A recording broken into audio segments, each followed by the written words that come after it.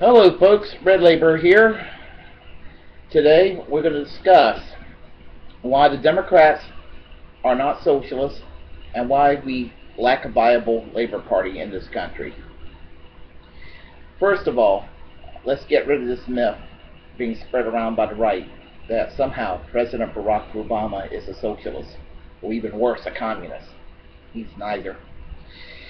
Let's get over this myth that the Democratic Party has somehow transformed into a socialist party or some kind of labor party. It hasn't. Admittedly, there might have been a time where that could have been possible, but I just don't see it happening today. But even when it was possible, the kind of party it was when it was founded in the early 1800s, would suggest that it would be anything other than a labor party.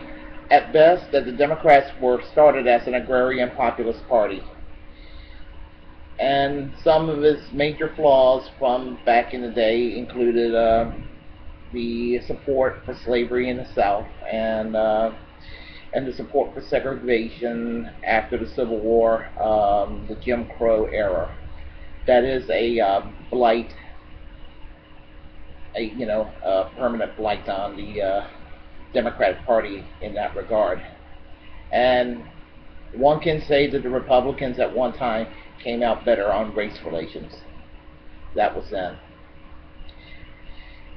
Well, the Democratic Party, as it got to be less Southern over the decades, it became more racially tolerant and became the Civil Rights Party, and eventually the Republican Party would become a very Southern party that it is today. Its connection to the Democrats, well, and regarding the left.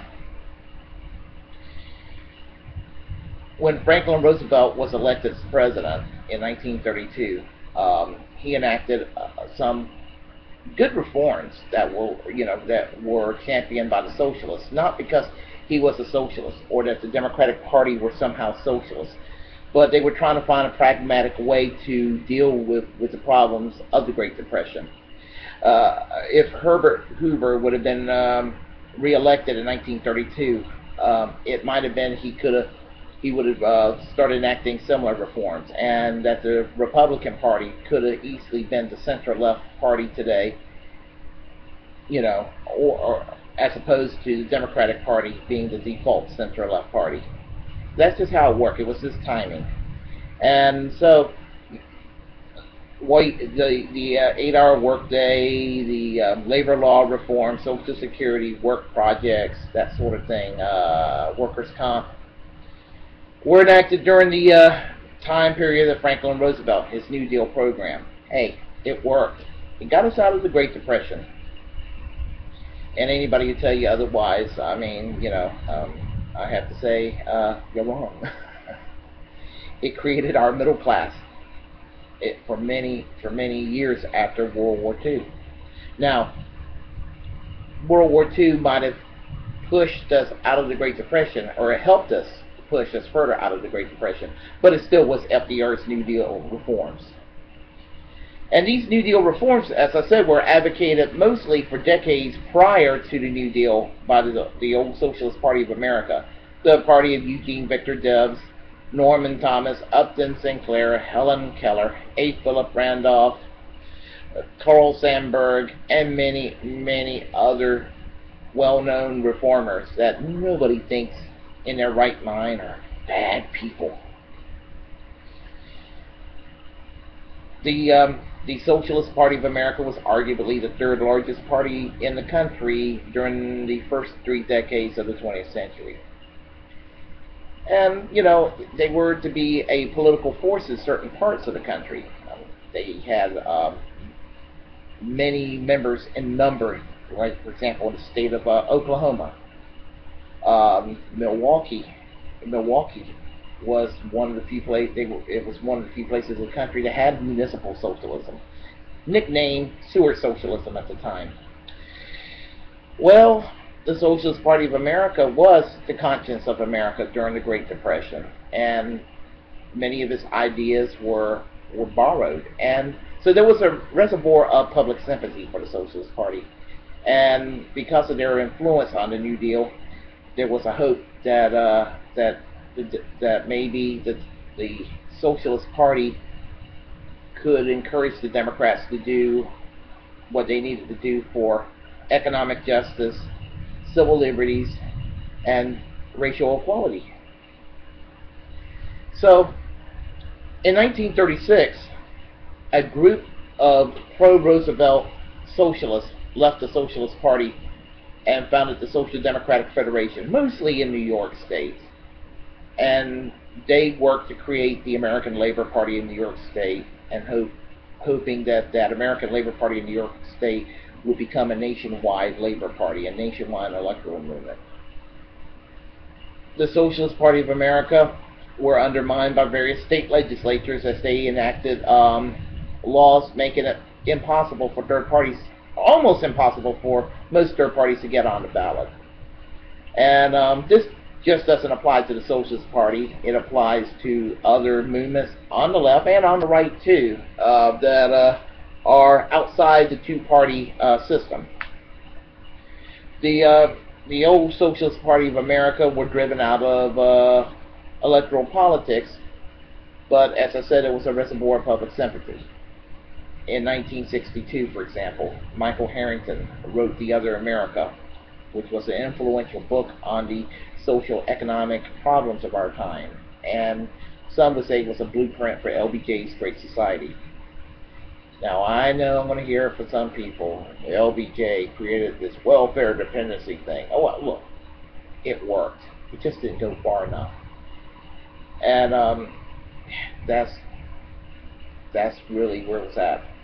Well, the Socialist Party of America tried to act as if they were some sort of default Fabian society in America, and wanted to influence the AFL-CIO and the Democratic Party to shift toward more of a social democratic direction of the party, and turn the Democratic Party, hopefully at one point, to a default Labor Party. And it was, I argued that it might have, there was a possibility of it achieving. At one time, Democrats were in favor of single-payer health care all across the board, national health insurance, as it was called at the time.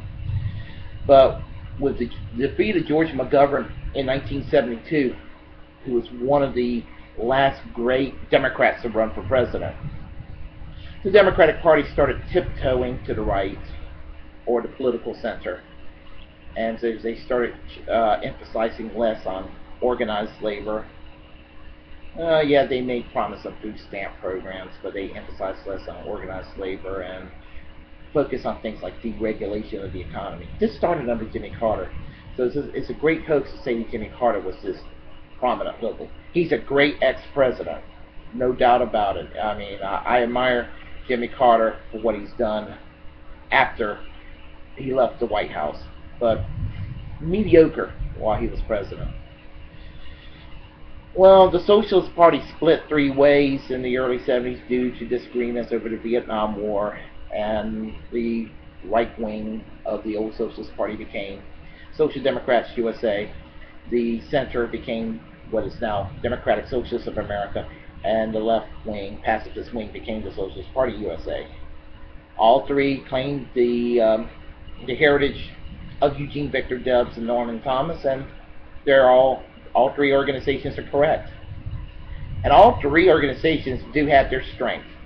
There are things I like about each one of them. There are things I really can't stand about each and one of them. And I have worked in some capacity or another, officially and unofficially, for all three organizations. And had the Socialist Party, what could have been, the Socialist Party of America could have been America's Labor Party. It really could have been an electoral force. If not a major political party like the British Labour Party in the UK, it could have at least been a strong left-wing third party, kind of like the Cooperative Commonwealth Federation, which became the New Democratic Party in Canada. And when people ask me my political affiliations today, I tell them, you know, I belong to what used to be the Socialist Party of America. It is in my political heart. And it will always be with me. The whole idea of democratic socialism, adherence to civil liberties, consistent voice against war, an organization in the tradition of the Socialist International with our brothers and sisters around the world, labor, social democratic, democratic socialist, anti-communist, anti-authoritarian, all across the board. These are the values of humankind, the very best of people's, of what is decent in people.